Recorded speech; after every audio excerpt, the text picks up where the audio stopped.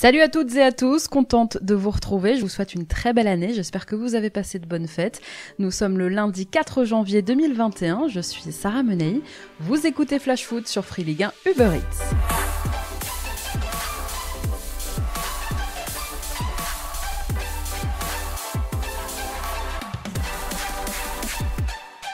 C'est reparti pour un tour, après une courte trêve de 6 jours et dès mercredi soir, la Ligue 1 reprend ses droits avec la 18e journée et de belles affiches. On fera bien sûr le point demain dans Flash Foot sur l'ensemble des rencontres qui vous attendent. Pendant ce temps, depuis samedi, c'est le mercato qui est ouvert, l'heure pour nos clubs de Ligue 1 de faire quelques ajustements à mi-parcours, de pallier aux longues absences imprévues, voire d'insister dans des dossiers qu'ils auraient échoué à conclure cet été. Dans un contexte économique difficile et pour soulager les clubs, des départs sont à prévoir. Et côté acquisition, le marché devrait être assez calme cet hiver, 2 ou 3 joueurs ciblés par club maximum. La crise est passée par là, il ne va pas falloir attendre beaucoup de ce mercato hivernal. Il y aura quand même quelques dossiers brûlants à régler, comme celui de Memphis Depay à l'Olympique Lyonnais ou les ambitions du nouveau manager du PSG, Mauricio Pochettino.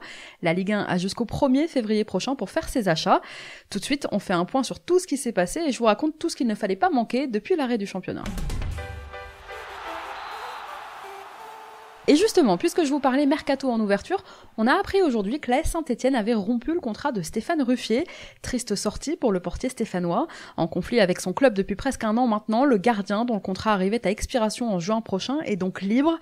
La situation était devenue intenable à Saint-Etienne. Le portier qui disposait d'un des plus gros salaires des Verts avait été mis à pied le 19 novembre. Une conciliation avait été mise en place, souvenez-vous, entre le joueur et son club devant la LFP fin 2020. Mais la conciliation a échoué. Présent aujourd'hui en conférence de presse, l'entraîneur des Verts, Claude Puel, a bien sûr été interrogé sur la question qu'il a rapidement balayé en qualifiant la situation de logique. Après 383 matchs sous le maillot des Verts depuis son arrivée à l'été 2011, Stéphane Ruffier était le gardien qui avait le plus disputé de matchs avec les Verts en première division. Stéphane Ruffier n'avait plus joué en Ligue 1 avec Saint-Etienne depuis le 16 février 2020. Voilà qui fera peut-être les affaires d'un club cet hiver. Aujourd'hui aussi, Charles Bolly a été prêté par le RC Lens au Paris FC en Ligue 2. Le milieu qui n'a pas joué la moindre minute en Ligue 1 depuis le début de saison va briguer de l'expérience et du temps de jeu chez le club qui brigue une accession en Ligue 1. Sous contrat avec Lens jusqu'en juin 2024, Bolly a été prêté pour les 6 prochains mois au Paris FC, un prêt sans option d'achat. Gianelli Imbula, lui, fait depuis quelques jours des essais au FC Nantes et l'en avant Guingamp ne décolère pas puisque l'ancien Marseillais s'entraînait avec les Bretons depuis le mois d'octobre. Il avait même intégré le groupe pro, il n'aurait pas prévenu son ancien club de ses essais récents à Nantes. En tournant le dos à son club formateur, le milieu de terrain prend le risque de ne pas convaincre Raymond Domenech et son staff pendant son essai et donc de se retrouver sur le carreau. Et oui, Raymond Domenech, parce qu'il faut dire qu'il s'en est passé des choses depuis qu'on s'est quitté il y a 10 jours. Pendant que les joueurs passaient leurs vacances sous le soleil et la clim de Dubaï, Raymond Domenech est arrivé au FC Nantes. Il a été nommé jusqu'à la fin de la saison pour prendre la succession de Patrick Collot. Un choix qui ne fait pas l'unanimité, c'est peu de le dire. À 68 ans et 10 ans après le fiasco de Nice-Na, l'ancien sélectionneur des Bleus débarque dans une équipe en crise. Les Canaries 16e de Ligue 1 ne comptent aujourd'hui que 3 longueurs d'avance sur la zone rouge. L'équipe est en souffrance et les supporters nantais ne décolèrent pas contre le président Valdemar Kita, qui en est déjà à son 17e entraîneur en 13 ans de présidence. Alors l'âge, le style de jeu, pas vraiment a priori dans l'héritage Ciodo et Denouex, les casseroles, le fait qu'il n'ait plus entraîné de club depuis 26 ans, plusieurs raisons pour que les supporters s'en prennent à lui. Le premier entraînement qu'il a dirigé mercredi dernier à la Jaunelière a été plutôt folklore. Le Kita Circus, c'est également son nouveau spectacle de marionnettes. Une 17e marionnette vient effectivement d'arriver au FC Nantes, la 17e en 13 ans. Non mais ça va, arrêtez de faire polémique. Raymond Domenech va nous expliquer sa vision du football, de quoi nous faire marrer pour les prochains week-ends au Kita Circus. Bon, du coup, ces derniers jours, ça a beaucoup parlé extra-sportif, mais finalement, ça n'a pas beaucoup parlé football. Alors, rendez-vous mercredi soir, Raymond Domenech dirigera son premier match sur le banc des Canaries à la Beaujoire avec un derby qui s'annonce très chaud face à Rennes. Une pression d'entrée. Présent aujourd'hui en conférence de presse, Raymond Domenech a évoqué la relation qu'il souhaitait établir avec ses joueurs. Écoutez-le. C'est rare que quand il y a un entraîneur qui arrive, du jour au lendemain, les mecs ils viennent lui taper sur l'épaule, discuter avec lui. Voilà, en plus, mon âge, voilà, fait que ce que j'ai dit à certains, j'ai dit presque, tu pourrais être mon petit-fils. Et ça crée une forme de distance que je veux, moi, qui reste du respect, mais qui ne soit plus de la distance, qui devienne une vraie relation. Je pense que si j'avais quelque chose à faire, c'est encore plus de relationnel avec eux. Encore plus de relationnel de jeu. encore leur en demander plus sur ce qu'ils attendent, ce qu'ils veulent, comment ils veulent que ça fonctionne, pour pouvoir faire l'amalgame et avoir vraiment une idée commune ensemble. Vraiment c'est ça. Mais c'est à travers le jeu, c'est à travers leur ressenti du jeu, encore plus. Sachez aussi que mercredi, avant le coup d'envoi de ce Nantes-Rennes, une minute de silence sera respectée à la Beaujoire pour rendre hommage à Patrice Gouvier, salarié du FC Nantes depuis 2006. Cet ancien responsable des relations avec les supporters est décédé brutalement mercredi dernier. Autre changement d'entraîneur pendant la trêve avec le départ de Thomas Tuchel du Paris Saint-Germain. 2 ans et demi après son arrivée, le manager allemand a été remercié la veille de Noël. Et samedi, le club parisien a officialisé l'arrivée de l'Argentin Mauricio Pochettino, celui qui a porté les couleurs du PSG entre 2001 et 2003, qui en a même porté le brassard de capitaine, est devenu le 30e entraîneur de l'histoire du club. L'ancien coach des Spurs a signé un contrat d'1 an et demi plus 1 année en option. Il arrive avec son staff, ses adjoints historiques, Miguel D'Agostino, Jesus Pérez, qui ont travaillé avec lui à Tottenham, son entraîneur des gardiens aussi, Antonio Jiménez, et même son fils, Sebastiano, 25 ans, qui parle français, il est préparateur physique, il va intégrer la cellule de performance du club parisien. On a appris en revanche que Zoumana Camara ne ferait pas partie du staff de l'Argentin, adjoint des 3 précédents entraîneurs parisiens. L'ancien défenseur va rester au club, mais dans un rôle qui reste encore à définir. Alors Pochettino a été présenté hier à la presse et à ses joueurs pour un premier entraînement au camp des loges, l'occasion de faire la connaissance de son vestiaire et d'adresser ses premiers mots aux supporters parisiens. Bonjour à tous, je suis très content de revenir à Paris. Bonne année, ici c'est Paris. Alors, à chaque fois qu'un nouvel entraîneur arrive à Paris, on le dit plus sévère, moins intransigeant que le précédent, on verra. Mauricio Pochettino aura la mission de donner à ce vestiaire de star une véritable identité de jeu et d'aller bien sûr décrocher cette fameuse première Ligue des Champions si chère au cœur du Qatar. En attendant, 2 chantiers majeurs se présentent à lui, les prolongations de Neymar et de Kylian Mbappé dont les contrats expirent en fin de saison. Sachez d'ailleurs que le Brésilien, victime d'une entorse de la cheville gauche avant Noël, a retrouvé le chemin de l'entraînement hier, mais il est resté aux soins.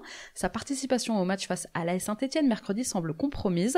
Presnel Kimpembe, touché lui aux ischios, est également resté aux soins dimanche. Autre joueur qui manquera le déplacement parisien à Saint-Etienne, c'est Rafinha. Testé positif au coronavirus hier, le Brésilien a été placé à l'isolement. En ce qui concerne le mercato parisien maintenant, prêté sans option d'achat l'été dernier par Everton à Paris, Moise Kean se régale en Ligue 1 à tel point que le PSG et le club anglais seraient actuellement en train de négocier un transfert définitif. Les Toffees ne seraient pas fermés et l'on évoque aujourd'hui dans la presse anglaise un montant de 34 millions d'euros. Avec 9 buts en 16 matchs depuis le début de saison, Kean est en forme. Reste à voir comment ça va se passer avec Mauricio Pochettino et en quelle forme aussi Mauro Icardi va-t-il revenir. Autre dossier brûlant, c'est celui de Dele Alli, mis au placard par José Mourinho à Tottenham. Le milieu anglais n'a disputé que 4 rencontres de Première Ligue cette saison pour une seule petite titularisation. De quoi le pousser vers la sortie cet hiver. Et selon le quotidien madrilène AS aujourd'hui, Mauricio Pochettino voudrait récupérer son ancien joueur. Il en aurait même fait sa priorité de recrutement. Les 2 hommes auraient discuté ces derniers jours. Reste maintenant à savoir combien Paris est prêt à mettre sur la table et si les Spurs accepteront bien sûr de laisser filer leur joueur de 24 ans sous contrat avec le club de Londres jusqu'en 2022. Dans le reste de l'actualité de la Ligue 1, de bonnes nouvelles pour Brest. Victime d'une rupture des ligaments croisés fin juillet, le défenseur central Denis Bain, qui avait été opéré, peut désormais participer à certaines séances d'entraînement avec le groupe. On pourrait le revoir sur les terrains d'ici quelques semaines.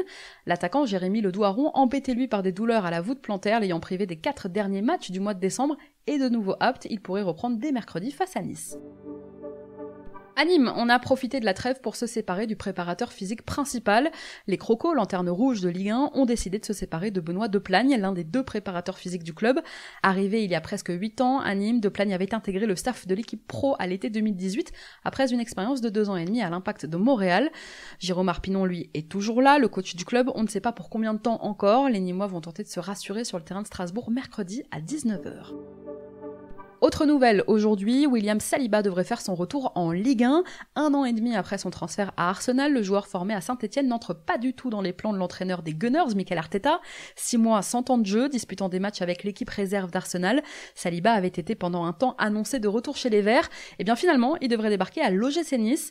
Selon les informations de Nice Matin et de plusieurs médias britanniques, le joueur qui passait sa visite médicale aujourd'hui devrait être prêté au gym jusqu'à la fin de saison sans option d'achat. À Nice, où les noms de Samuel Umtiti et de Mamadou Sakho avaient été évoqués, Saliba aura pour mission de rassurer une équipe orpheline de son capitaine et patron de la défense Dante, blessé, je vous le rappelle, jusqu'à la fin de saison. À Lyon maintenant, quelques absences. Vendredi déjà, c'est Karl Toko Ekambi qui a été testé positif au Covid lors du retour des joueurs lyonnais à l'entraînement. Retesté hier, l'attaquant camerounais meilleur buteur du club cette saison sera bien forfait mercredi contre Lens.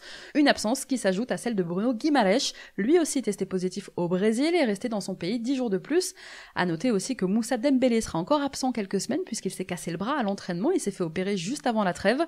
Marcelo, lui, sera suspendu mercredi. À Marseille, on apprend aujourd'hui dans le quotidien La Provence que Pablo Longoria aurait réactivé la piste menant au défenseur messin Fabien Santonze. Après le départ de Bounassar au Bayern cet été, les Marseillais cherchent un latéral droit plus solide que sa doublure, Hiroki Sakai. S'ils ont vu le jeune Danois Joachim Maélé leur échapper cet été, les Marseillais se seraient rabattus sur Santonze. Un temps annoncé comme possible joker, l'ancien Lensois est finalement resté en Moselle.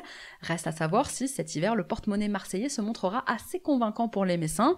Et autre dossier pour l'OM, c'est celui de Gaëtan Laborde. L'attaquant montpelliérain aurait tapé dans l'œil de Marseille qui cherche toujours un avant-centre, mais ces derniers jours son agent a calmé les ardeurs marseillaises en déclarant: le vœu premier de Gaëtan est de rester jusqu'à la fin de saison, c'est le plan de carrière qu'on s'est fixé avec le président Laurent Nicolin, il n'y a pas de velléité de départ cet hiver, ça a le mérite d'être clair. Laborde, 26 ans, sous contrat jusqu'en 2022, devrait donc rester jusqu'à la fin de saison au MHSC. À Bordeaux, les discussions se poursuivent concernant les prolongations de contrat de Paul Baïs et de Pablo. Élément important de l'équipe de Jean-Louis Gasset cette saison, la direction avait proposé une prolongation de 2 ans à Baïs il y a quelques jours. Les discussions pourraient se finaliser dans le courant de la semaine. Du côté de Pablo, la situation est un peu plus compliquée. Le club lui a proposé il y a 2 semaines une prolongation de 3 ans, mais il sait que le joueur reste à l'écoute d'éventuelles offres cet hiver. Le Brésilien devra donc décider. De leur côté, Hatem Ben Arfa et Jean-Louis Gasset vont eux aussi être attentifs à ce qui se passe pendant ce mercato hivernal. Tous les deux sous contrat avec Bordeaux jusqu'à la fin de saison devraient décider de leur avenir aux Girondins en fonction des signaux envoyés par leur direction pendant ce mercato. Allez, on passe à notre déclat du jour, elle est signée Raymond Domenech.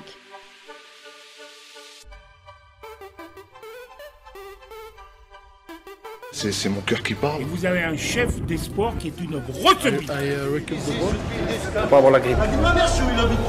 Ni la gastro. C'est que ça qu'a dit.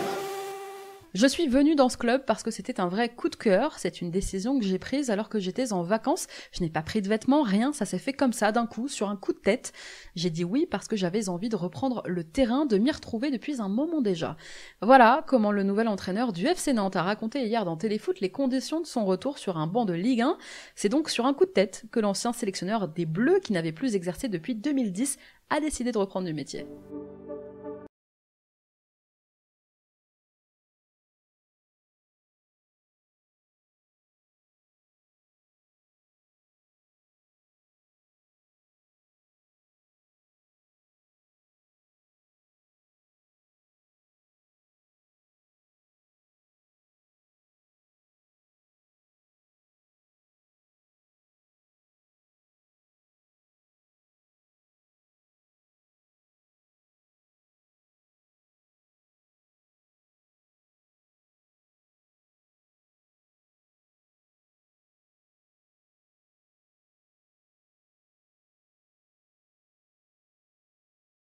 D'avoir été avec nous, c'était Sarah Menei.